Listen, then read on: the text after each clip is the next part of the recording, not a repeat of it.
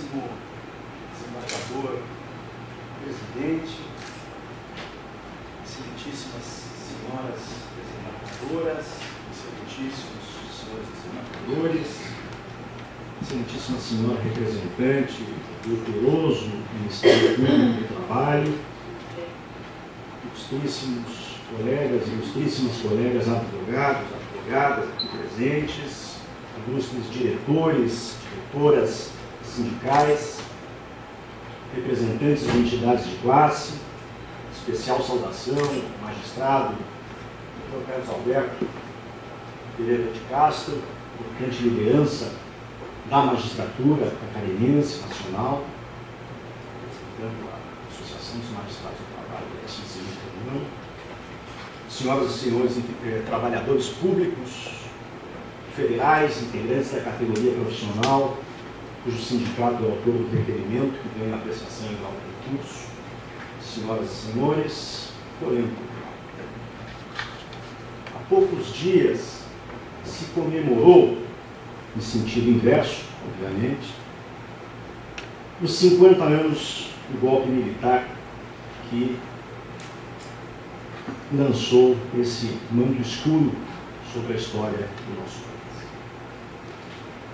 E há 30 anos, aproximadamente, entre aqueles que já eram operadores do direito do trabalho, se formou certamente um grande consenso. Havia um enorme consenso naquele momento, nos idos de 1984, pela redemocratização do país. O eminente desembargador Grácio Petroni, então advogado no Foro Trabalhista do Rio Grande do Sul, ao lado daquela combativa advogada, Érica Costa, assim como nós, eu na minha função de funcionário do Judiciário Trabalhista naquela época, os integrantes da AGETA, da FJT, da MAT4, dos sindicatos de advogados, ostentávamos com orgulho os nossos broches, as nossas camisetas pelas diretas. Nesses 30 anos, excelências, talvez em um único episódio nós tenhamos visto a formação de um outro consenso semelhante. Há aproximadamente 15 anos, com aquela infeliz proposta de emenda constitucional pela extinção da Justiça do Trabalho e que fez unir novamente a comunidade dos operadores trabalhistas.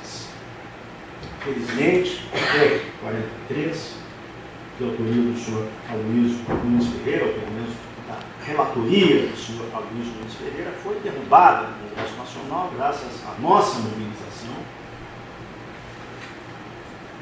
E hoje, excelências,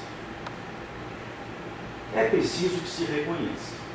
Outra vez a comunidade do judiciário trabalhista, dos operadores da justiça do trabalho, dos operadores do direito do trabalho, tem um consenso. Estão unidos por uma mesma ideia e por uma mesma constatação. O PJE não está dando certo. É um sistema, muito embora mais caro, menos inteligente do que a grande maioria dos sistemas que até então operavam nos vários tribunais do país. Especialmente em relação àquele que já havia sido implantado, testado, que funcionava a contento na Justiça do Trabalho de Santa Catarina. Parece coisa feita por uma coisa. Foi implantado, e não há dúvida com relação a isso, de forma autocrática. Não houve diálogo, não houve amadurecimento, não houve consulta, houve sim uma imposição, uma lamentável imposição que só poderia dar no que deu. Um estrondoso, um rotundo fracasso. É um sistema que adoece os servidores, é um sistema que dificulta a quem opera, é um sistema que gera insegurança. sempre se aguarda, como até há pouco se falou aqui, a próxima atualização. A próxima atualização. A próxima atualização, até para distinguir o sexo.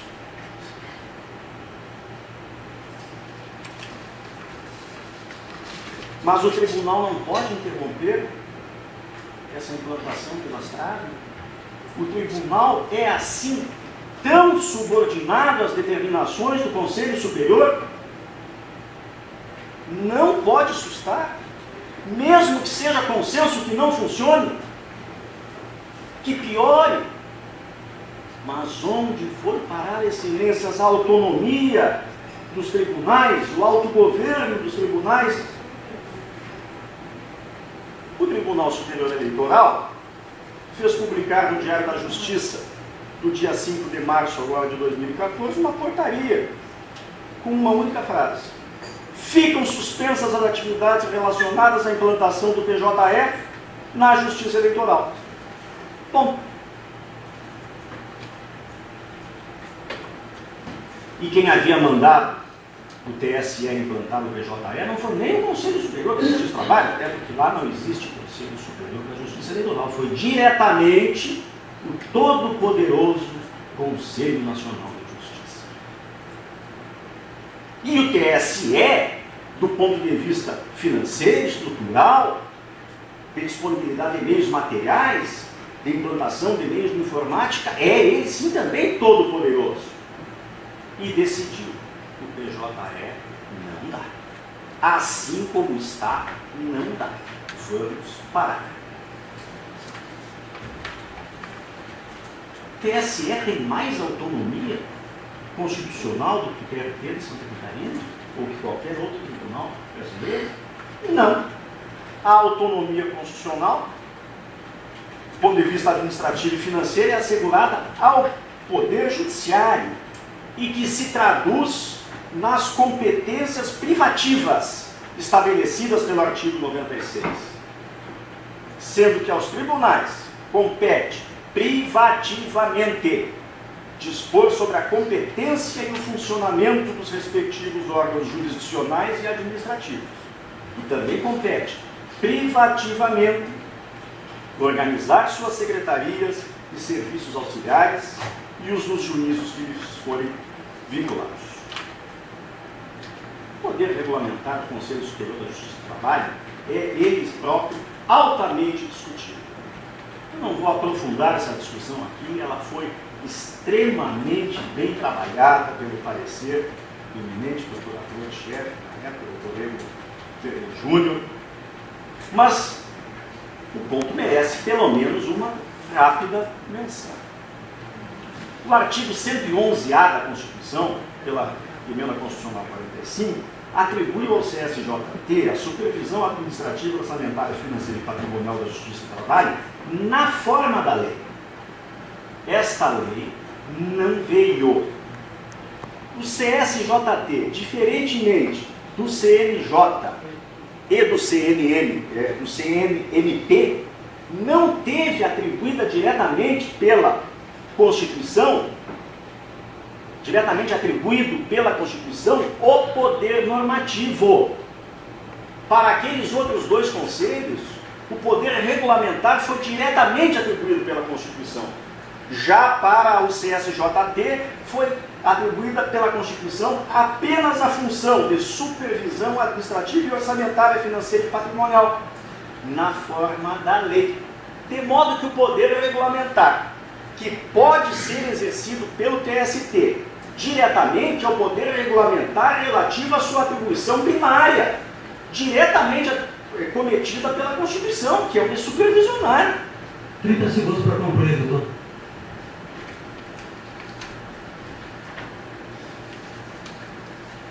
De modo que enquanto o CSJT for esse mero apêndice do TST, sendo que o TST tem maioria dentro do Conselho, não poderá exercer este poder. E eu já concluo esse exercício. Não existe, portanto, impedimento vislumbrado pela douta presidência. É hora de resgatar a autonomia administrativa dos tribunais. Seu tempo já esgotou. Já concluímos, excelência. não para uso arbitrário, nem para afronta ao interesse público, mas para proteger esse mesmo interesse. E se não for possível a sustação completa, eminente presidente, será a última frase, não é? Que essa assustação se dê pelo menos em relação àqueles locais onde já funcionava a contento o provimento. Muito obrigado, inclusive, pela paciência desses segundos finais.